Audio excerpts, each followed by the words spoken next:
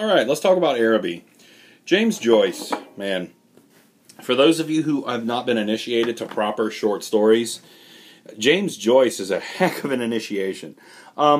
Joyce wrote one of the longest and most incredibly dense books, Ulysses. I've never actually read Ulysses. I really should. A lot of people have sung its praises, but a lot of people have also, been terrified of it because of how dense and long it actually is. I've read a lot of Joyce's short stories, and I really like them for several reasons. But the thing about Joyce to remember is that Joyce doesn't exactly write for sheer entertainment. Joyce's writing is extremely philosophical, which will put it a couple of degrees above most students' level of access. For Joyce, it's all about relationships, and it's all about the way that people interact with each other and the problems that come up because of your social interactions. The story that I love the most by Joyce is The Dead. But very, very, very happy, right? The Dead. But,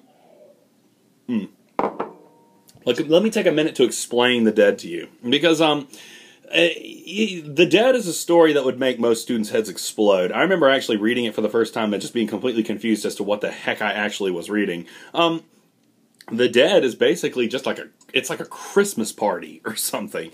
It's the weirdest thing, and you're in this party, you see all the interactions, and it's the weirdest thing as people come in and leave the party. You have it's centered around the character and his wife. It's a husband and wife duo, and it's just this agonizingly long party. And you're just going nowhere, and it's just information. The matriarch of the family arrives. It's a family. She's pretty old. There's maybe a little bit of talk about she's so nice to see her here. You ever know people saying this could be her last Christmas or whatever? There's a little bit of that around it, but it's a very happy scene. And then the party ends, and it feels like it's been a whole novel of this Christmas party. And the husband and the wife are going home, and the snow's begun to fall. Coming back to the idea of snow and Robert Frost, it's really weird how in literature snow comes to mean something very different from the kind of greeting card image of snow that we know, because I believe this is in either Dublin or London. I don't remember exactly where the story is set, but snow just begins to cover everything. And as they get home, they're exhausted from the party. You know how you get home and you just kind of fall apart, you just want to sleep. And it's been a long time since I read it, but it's important to understand how profound this moment was. The wife becomes very distant, kind of depressed. The husband's trying to, crack the surface on that, figure out what's wrong with her. Maybe even, I know this is kind of weird for a high school class, but maybe even, trying to push for intimacy a little bit, in the relationship at that moment. It's been a long party. We want to go to sleep, I want to get close to you. But the woman starts telling a story about this kid she knew when she was younger.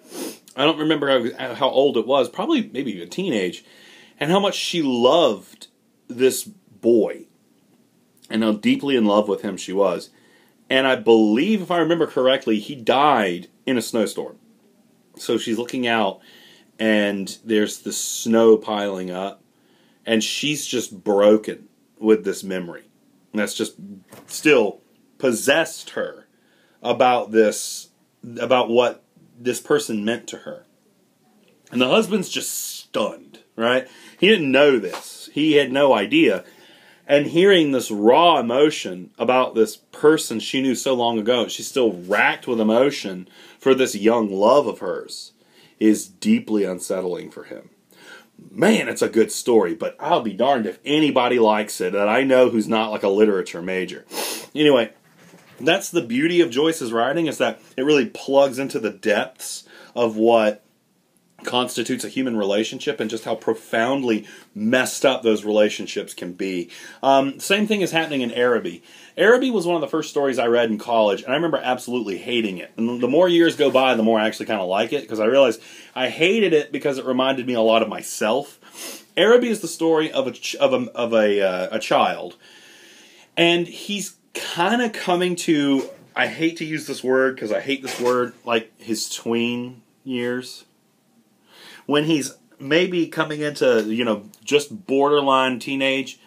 He's not quite adolescent, not quite child, somewhere in between in an uncomfortable place. Because you get the idea that this kid, he's still running around with his friends in the streets, right? He's still like playing cowboys and Indians or whatever they used to play back then. And this is where, this actually does kind of get a little important, is that where are they? Where is this narrative? Where is the story at? It's in Dublin. Dublin was a miserable place. Like, I love Dublin. I would love to visit. My wife's been there. It's lovely. But at this point in time, Dublin was just not a fun place to live. There was, this is actually more indicative of the type of, transportation. There were horses everywhere. There was probably poop all throughout the streets. Waste was not something that people really understood very well, so you probably had people just throwing stuff out the windows or whatever.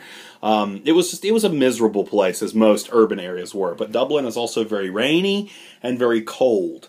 So as you get this description of Dublin and, the water in the streets, and you could just imagine the smells and stuff like that, you really kind of you're just there, It's a really interesting depiction, because you get the sense that we're in like this cul-de-sac, this really enclosed community in Dublin, as he, goes in and out of the houses and off and on the back porches and stuff like that, as they're playing.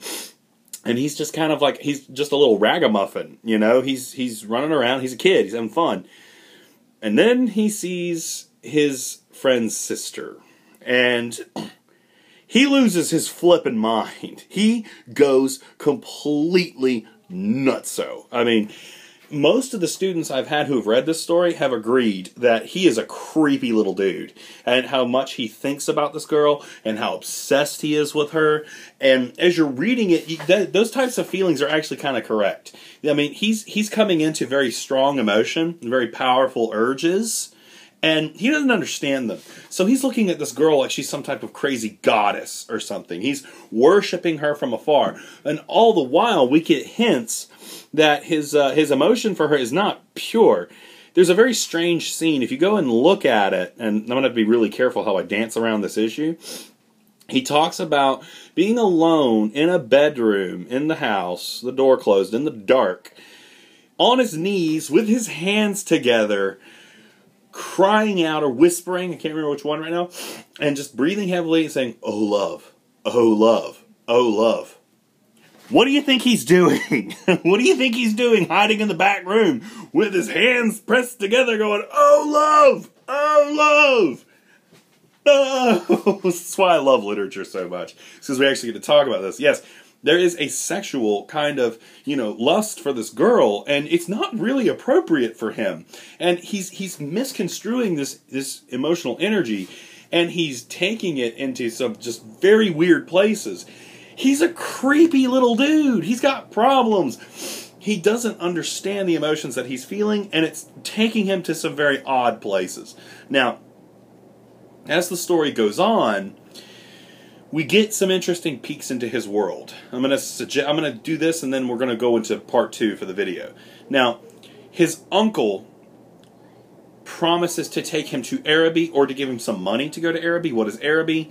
Araby is a bazaar. It's like a marketplace, and he plans to go there to get her some type of gift after she asks him for it. Remember that. He's talking to her, and he's like, "I'm going to go to Araby." And she's like, "Oh my goodness, maybe you could get something for me while you're there." Anyway, so he's got it in his head that he's going on this knight-errant journey to find a gift for her in Araby. The uncle, and I think it was an uncle, I don't think it was his father, is supposed to give him some money for this trip. When he comes home, speaking incoherently, stumbling, and he's forgotten that he was going to do that. What do you think the uncle's problem is? This is one of the things that you have to really think about when you're analyzing stories, because one of the things that short story writers like to do is they don't like to bring things out front. They don't like to tell you, they like to show you. If he's coming in the door later than usual, he's late from work, he's kind of got a weird smell to him, he's stumbling, not really speaking coherently, what are you going to assume is his problem? He's probably been hitting the bottle, which would have been insanely common, not just in Dublin, but in all over the world at this point, because alcoholism was rampant anyway. So we get these little windows into his world, and that helps inform us and helps us to explore his decision as he actually enters Araby. Stay tuned.